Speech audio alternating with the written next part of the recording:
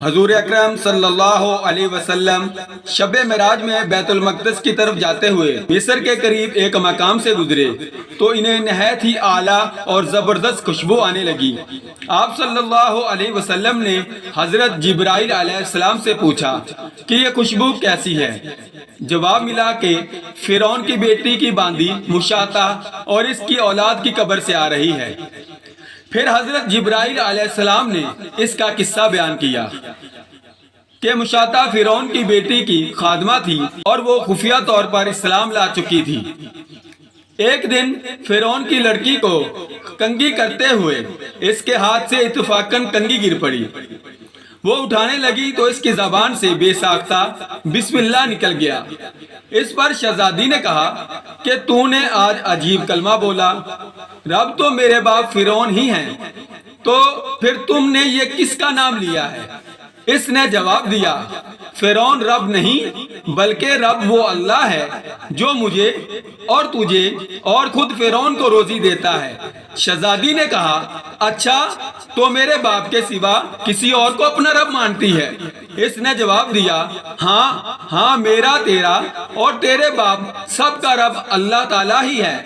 شہزادی نے اپنے باپ سے کہا تو وہ سخت غضبناک ہوا اور اسی وقت اسے برسر دربار بلاوا بھیجا اور کہا، کیا تم میرے سوا کسی اور کو اپنا رب مانتی ہے؟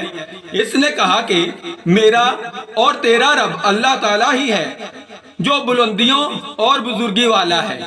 فرعون نے اسی وقت حکم دیا کہ تانبے کی جو گائے بنی ہوئی ہے اس کو خوب تپایا جائے اور جب بالکل آگ جیسی ہو جائے تو اس کے بچوں کو ایک ایک کر کے اس میں ڈال دیا جائے، آخر میں وہ خود اسے بھی اسی میں ڈال دیا جائے۔ چنانچہ وہ گرم کی گئی، جب آگ جیسی ہو گئی تو حکم دیا گیا کہ اس کے بچے کو ایک ایک کر کے اس میں ڈالنا شروع کرو۔ اس نے کہا، بادشاہ ایک درخواست میری منظور کر لو، وہ یہ کہ میری اور میرے ان بچوں کی ہڈیاں ایک ہی جگہ ڈال دینا۔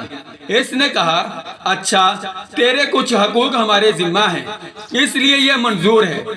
اس کی دونوں بچیاں اس کی آنکھوں کے سامنے اس میں ڈال دی گئی اور وہ فوراً جل کر راکھ ہو گئے۔ پھر سب سے چھوٹے کی باری آئی جو ماں کی چھاتی سے لگا ہوا دودھ پی رہا تھا۔ فرعون کے سپاہیوں نے اسے گھسیٹا تو اس نیک بندی کی آنکھوں تلے اندھیرا چھا گیا۔ اللہ تعالیٰ نے اس بچے کو اسی وقت زبان دے دی اور اس نے بآواز بلند کہا، اماں جان، افسوس نہ کر، حق پر جان دینا ہی سب سے بڑی نیکی ہے۔ چنانچہ انہیں صبر آ گیا، اس بچے کو بھی آگ میں ڈال دیا گیا اور آخر میں ان کی ماں کو بھی اسی آگ میں جلا کر مار دیا۔ خوشبو کی مہکیں اسی کے جنتی محل سے آ رہی ہیں۔